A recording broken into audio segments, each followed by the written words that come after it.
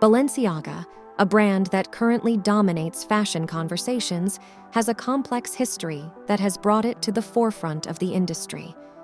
This journey is marked by its founder's origins, its rise to prominence, its wartime associations, and its resurrection through creative direction. The story of Balenciaga begins with its visionary founder, Cristobal Balenciaga, who established the brand in the early 1910s.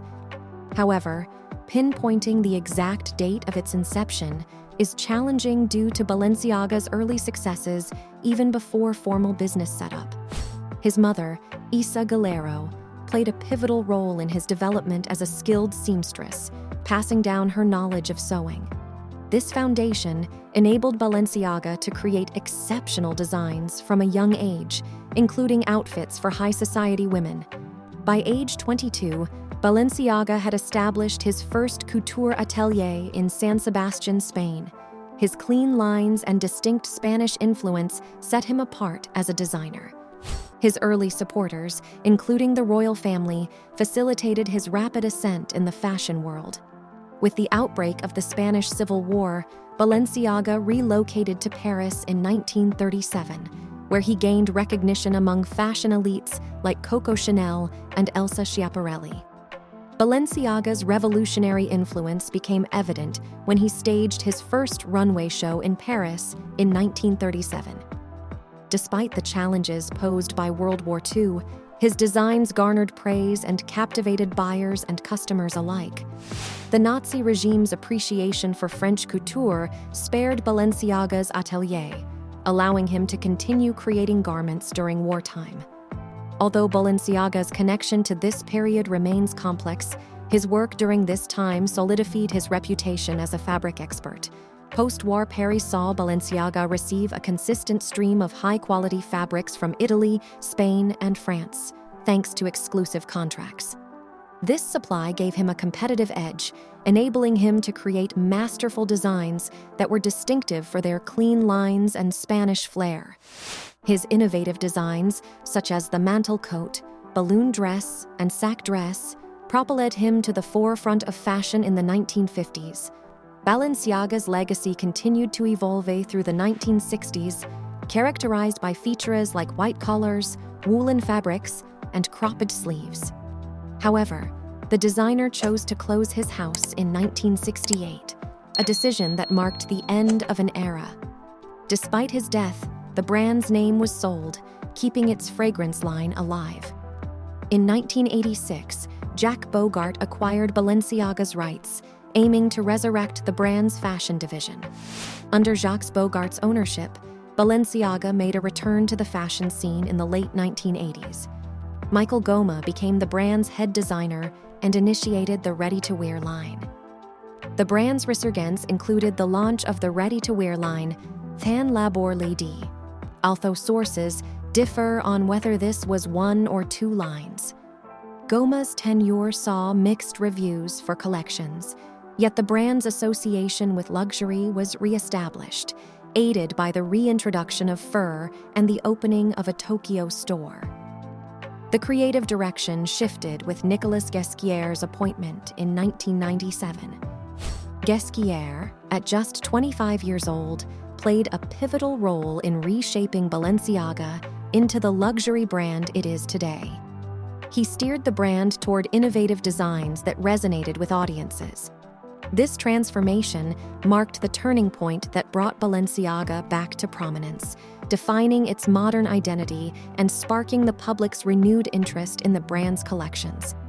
As Balenciaga evolved, embracing creative expression, innovation, and controversy, its journey from humble beginnings to its current status as a fashion powerhouse remains a captivating narrative in the world of style.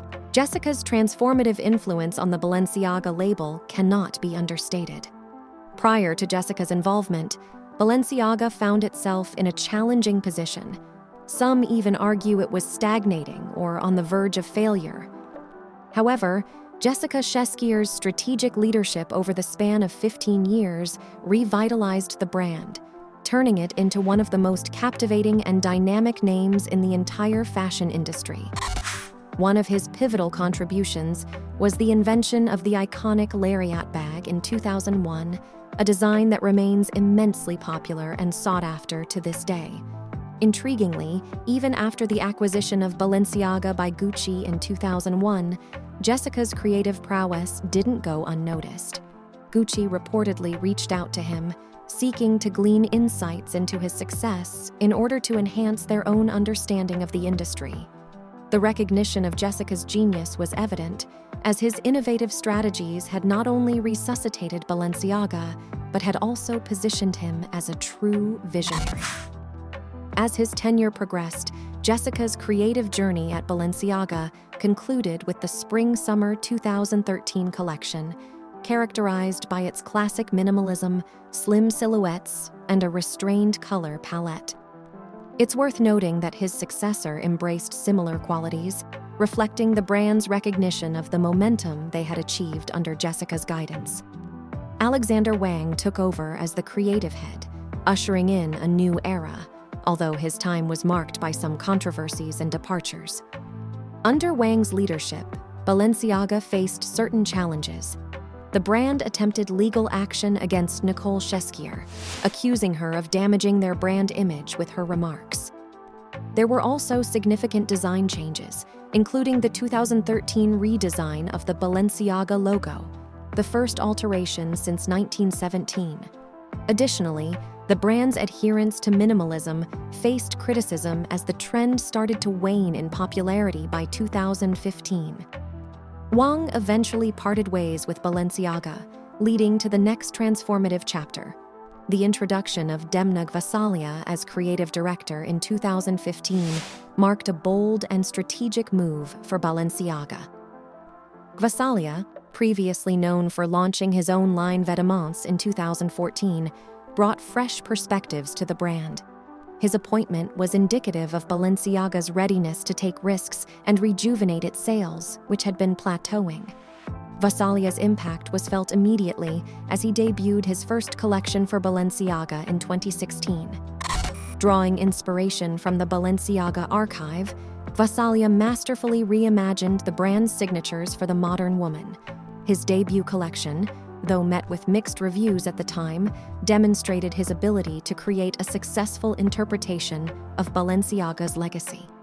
Notably, Gvasalia's ability to challenge conventional norms was evident right from the start, setting the tone for his tenure.